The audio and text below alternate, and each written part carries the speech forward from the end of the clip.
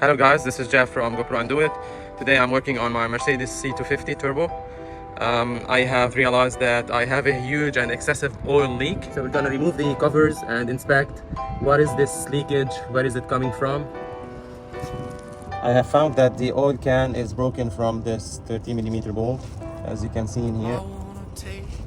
So this is where the main leakage is coming from.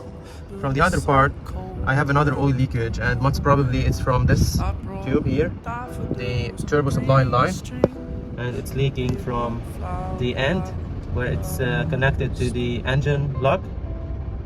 So I guess there is a joint that should be changed. After removing this metal support from here, I have made some room in here to remove the final bolt. You can see now the line that is leaking from the engine block to the turbocharger.